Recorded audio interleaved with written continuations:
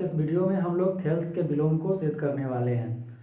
तो वीडियो में आगे बढ़ने से पहले मैं आपको बता दूं कि मैंने थेल्स प्रमेय का एक डिटेल्ड वीडियो अपने यूट्यूब चैनल पे डाल दिया है। अगर उसे आप अभी तक नहीं देखे हैं तो पहले जाइए उसे देखिए, क्योंकि अगर आप थेल्स प्रमेय को अच्छी तरह से समझे रहेंगे तो इसे समझने में कोई परेशानी नहीं आएगी, क्योंकि थेल्स का थेल्स का हल करने का तरीका और इसे हल करने का तरीका लगभग सेम है। ठीक है, तो चलिए हम लोग बिना किसी देरी के अपने क्वेश्चन पे कंसंट्रेट करते हैं और क्वेश्चन को समझते हैं कि एग्जामिनर आपको इस क्वेश्चन को किस किस तरह से पूछ सकता है।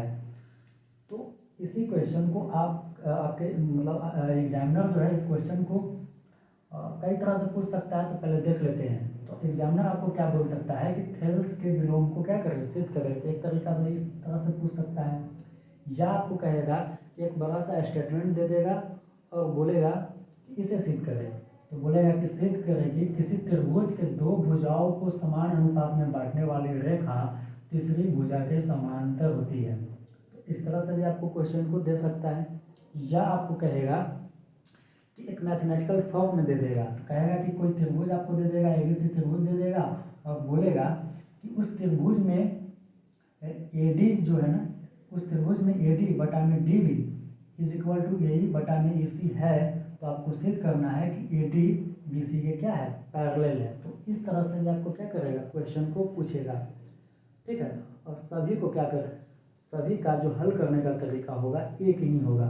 ठीक है, तो चलिए हम लोग इसे सिद्ध करते हैं। तो सिद्ध करने से पहले हम लोग क्या करेंगे कि बेटर अंडरस्टैंडिंग के लिए रफ में आपको क्या करेंगे, इसको बना के हम आपको समझाते हैं। तो कोई त्रिभुज क्या है, एबीसी त्रिभुज है। ठीक है, जिसमें आप देखते हैं कि रेखा डी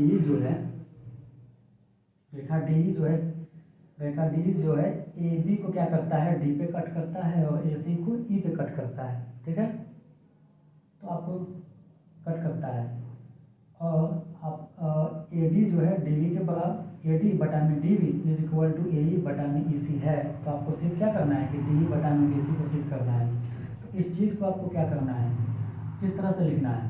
तो सबसे पहले लिखेंगे कि दिया है कि त्रिभुज ए बी सी में रेखा डी ई ए बी तथा ए सी को क्रमशः डी तथा ई बिंदु पे इस प्रकार से प्रतिच्छेदित करता है कि इस तरह से डी जो है ए बी और ए सी को कट करता है कि ए डी बटा में B D is equal to A E बटा में ई सी है। ठीक है, तो आपको सिर्फ क्या करना है कि डी जो है parallel to B C, D जो है पैरेलल किसके है, बी सी के पैरेलल है, यही हमको सिद्ध करना है। तो अब क्या करेंगे कि बनावट या रचना में हम क्या लिखते हैं कि सी को डी से और डी को ई से मिलाते हैं एवं डी से डी एम एक लंब खींचते हैं किस पे, ए सी पे।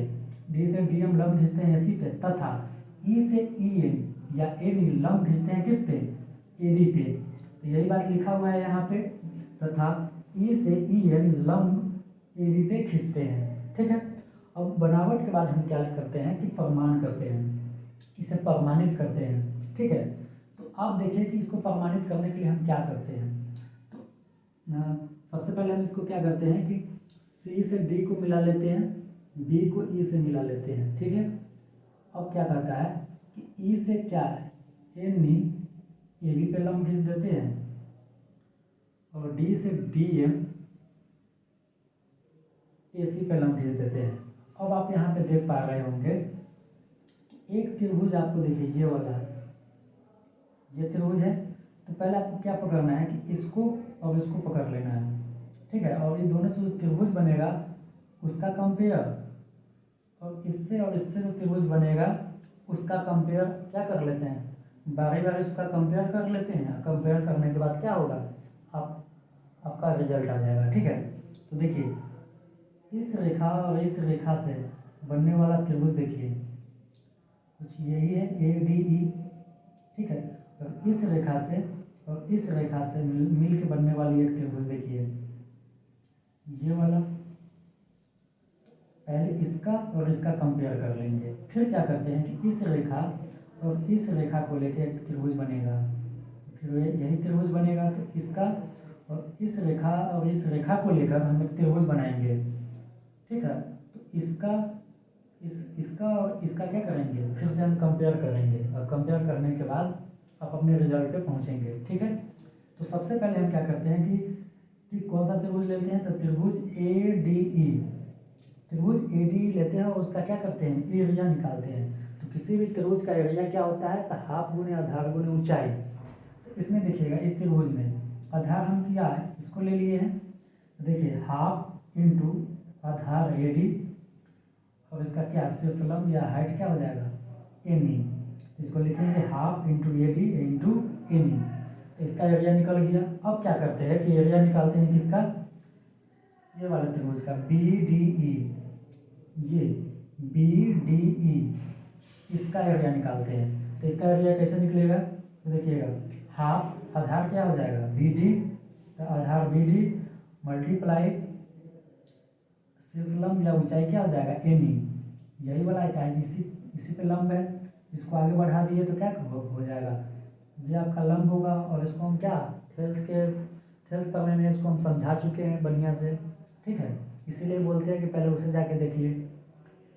तो ये आपका लंब हो गया। तो इसका एरिया क्या निकल गया, BDE का half into BD into ME।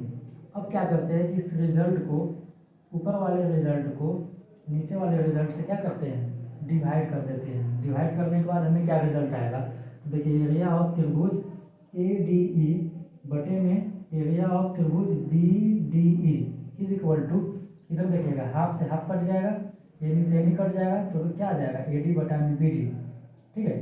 तो इस रिजल्ट को हम क्या करते हैं कि समीकरण 1 मान लेते हैं, ठीक है।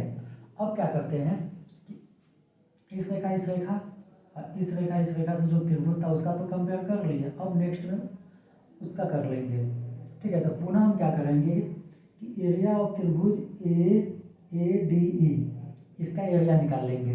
एरिया क्या हो जाएगा, अब की बार इसको आधार लेके चलेंगे। तो देखिएगा हाफ आधार AE और इस पे आधार पे देखिएगा लंब क्या है DM, तो लंब हो जाएगा DM। तो इसका एरिया निकल गया।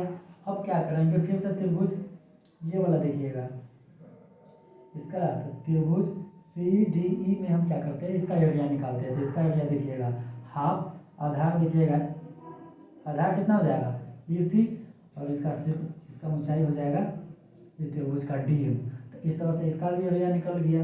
अब क्या करते हैं कि इस रिजल्ट को इस रिजल्ट से डिवाइड करते हैं। तो डिवाइड करने के बाद हमें कुछ रिजल्ट इस तरह से मिलेगा, एरिया ऑफ त्रिभुज ADE बटे में एरिया ऑफ त्रिभुज CDE इज इक्वल टू, आप इधर देखिएगा राइट साइड में कि हाफ से हाफ कट जाएगा, DM से DM कट जाएगा, तो बचेगा AE बटा में EC, ठीक है।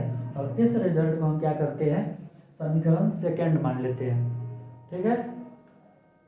अब इसके बाद हम क्या देखते हैं कि किंतु दिया है कि, किंतु देखिए यहाँ पे क्या दिया है, शुरू में ही दे दिया है कि AD बटा में BD is equal to AE बटा में EC।